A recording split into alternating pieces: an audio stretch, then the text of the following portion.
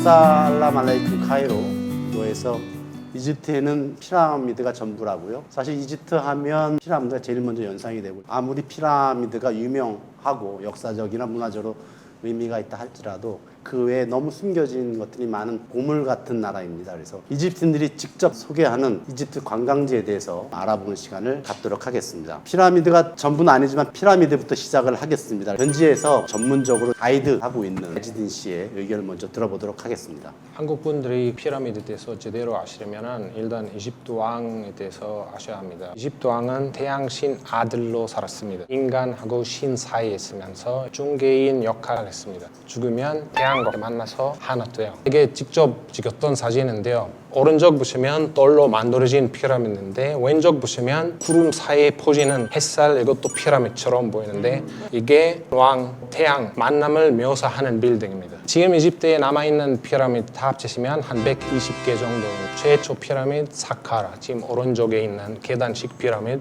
이게 조세로왕 피라미드라고 하는데 한 4,700년 전에 만들어진 피라미드입니다. 기자 피라미드에서 30분 하시면 보실 수 있어요. 우리 한국 사람들한테 많이 알려진 기자 피라미드를 보려면 사람들이 깜짝 놀래요. 어떻게 시내에 이런 큰 피라미드가 있냐고. 피라미드에서 인상적인 사진, 합성 사진이 아니고요. 피라미드를 방문하게 되면 가이드마다 그 찍는 위치라든가 카메라 잡는 방향에 따라서 나름대로 이렇게 재밌게 찍는 방법도 여러 가지가 있습니다. 그래서 윌 스미스도 이집트에 왔을 때 이 포즈로 사진 하나 찍었어요. 한국에도 옛날에 그 왕들의 무덤, 그 경주. 예, 경주 예, 한번 가봤습니다. 예, 천마총인데 이 천마총 안에 실제로 왕들이 썼던 그 왕관이나 벽화들이 선명히 있거든요. 그래서 한국 사람들이 여기 피라미드에 오면 그 안에 들어가서 이런 것들을 기대하고 있어요. 한국 관광객들은 그 안에 들어가면 벽화가 없어요? 네. 이런 걸 기대를 하죠. 네, 저는 2016년에 한국에 있었을 때 친구들하고 경주에 방문하기로 했어요. 그때 이 천마총을 가봤어요? 네, 제일원에 천마총에 가봤어요.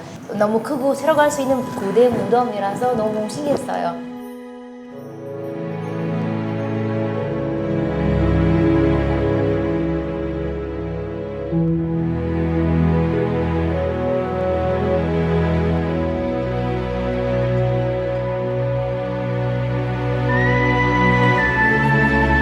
하나 더 소개를 시켜드리면 경주시하고 룩소르시랑 양국 도시 간의 문화도 교류하고 이런 의미에서 올해 우호도시 합의를 서명한 바 있습니다. 피라미드는 공학적으로 당시 기술 수준으로는 건축이 불가능했다. 그래서 우주인이 와서 만든 거 아니냐는 설도 좀 있고 추측이 난무하고 있습니다. 저 이집트의 피라미드나 신화 등을 배경으로 제작된 영화는 우리가 잘 아는 미라 있고 트랜스포머도 배경이 그쪽이었죠. 그리고 갓 오브 이집트도 그렇고 점퍼에서도 잠깐 나와서 그리고 클레오파트라 잘 알고 계시고 엑스맨에서도 역시 배경이 그 이집트 피라미드였습니다.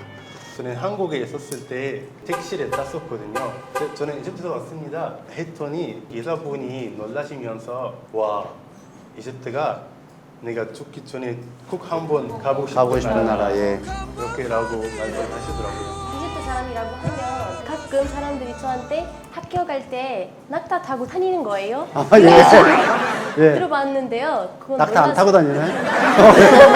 낙타를 타려면 피라미드 쪽에 가야 탈 수 있고 시내 뭐 카이로 안에 볼 수가 없어요. 이게 이집트 나오는 영화의 문제가 뭐냐면 예. 피라미드가 그 주변의 사막만 보통 나오는 건데 그래서 외국인들은 이집트는 그냥 사막만 있다고 생각을 하고 기술이나 현대적인 그런 모습이 없다고 생각하고 그래서 오늘 주제를 이걸로 잡았어요. 이집트 너무 아름다운 자연 환경을 또 갖고 있어요. 그래서 오늘 이 시간이 조금 보여주는 시간이 됐으면 좋겠습니다. 진짜로 피라미드를 벗어나서 과연 이집트에는 무엇이 있는지. 먼저 이집트에는 왼쪽으로 나일강, 세계에서 제일 긴 강이죠. 그 위쪽에서는 유럽과 접하는 지중해가 있고 그리고 유명한 홍해, 그걸 갖고 이제 우리 사라 박사가 소개를 좀 부탁을 드리도록 하겠습니다. 이집트 사람들이 보통 놀고 싶을 때 바다 쪽으로 많이 가잖아요. 올해는 사할 쪽에 놀 곳이라고 아, 예. 지중해의 서쪽에 있어요. 바다의 물 색깔이 아주 투명하고 아주 밝아요. 참 아름다워요. 우리가 보통 생각하는 게 중남쪽 카리브 해변 이렇게 이걸 아름답다고 생각하는데 너무 깨끗해요. 아름다운 거는 뭐냐면 직접 보면 이렇게 나와요. 사진에서만 이렇게 나오는 거는 아니고 진짜 직접 대강 찍어도 이렇게 보면은, 나오는 거죠. 예. 네, 저는 알렉산드리아 출신이니까 제가 알렉산드리아 소개하도록 하겠습니다. 알렉산드리아는 이집트 옛날 수도였고 지금은 두 번째 수도로 여기고 있어요. 카이로보다는 완전 다른 느낌이고요. 비교적으로 날씨도 좋은 편입니다. 카이로는 별로 날씨가 안 좋은가 봐요.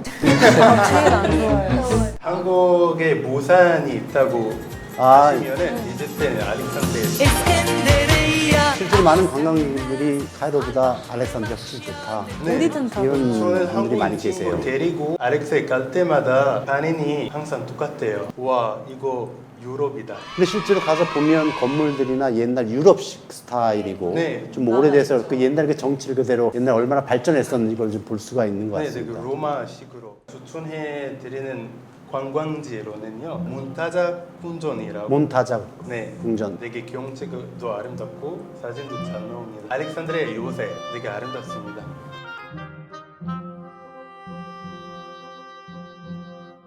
그 다음에 저기 세계에서 가장 큰 도서관, 알렉산드리아 도서관. 세계에서 제일 큰가요? 그렇다고 배웠는데 이건 근데 제 눈에 아직 제일 커요. 인정. 아니, 근데 정말 제가 본 중에 가장 예쁜 도서관은 알렉산드리아 도서관이었어요. 연구하는 사람들은 알렉스 도서관 가요. 자료들 많고 공부할 것도 많고 되게 다양하고 쉽게 찾을 수 있는 책들이 아니라서 항상 연구할 때는 거기 갑니다. 약간 참고 문헌 찾으려면 알렉산드리아 도서관에 없으면 이집트 전체에 없다는 없다. 뜻이에요.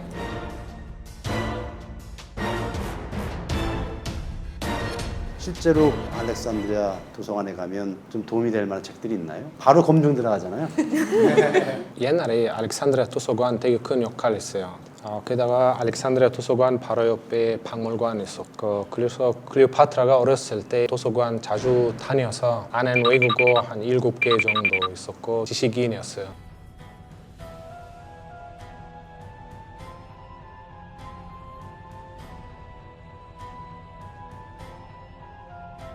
알렉산드리아 가면 꼭 해산물하고 생선을 먹어야 돼요. 아주 맛있고 여름보다 겨울에 가는 게 맞아요. 훨씬 좋아요.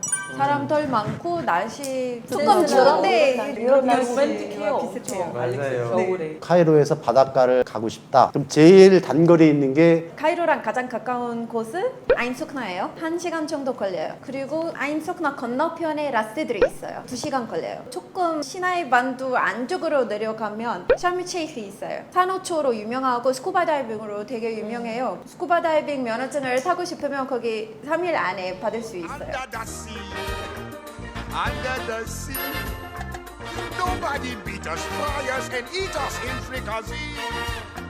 지금 지중해도 그렇고 홍해도 그렇고 이게 다 완전히 파란색이에요. 네, 네. 홍해 쪽에 물결이 하나도 없어요. 파도 없어요. 아 홍해는 그리고 이- 언제든지 1년 내내 수영을 할 수 있고 스쿠버 다이빙 하기 좋은데 지중해는 이렇게 그런 날도 있고 안 되는 날들이 있어요. 맞아요. 조심해야 돼요. 홍해는 너무 투명해서 수영하면서 생선을 볼 수 있어요. 그리고 홍해는 산호까지 해서 물고기까지 다 볼 수 있거든요. 알렉산드리아도 그래요? 아니요. 알렉산드리아. 지중해는 그렇진 않죠. 홍해는 지중해보다 바닷물이 맑고 그래요. 투명하고. 그 이유는 이제 알렉산드리아는 또 알렉산드리아로 넘어갔어요. 네. 네, 됐어요.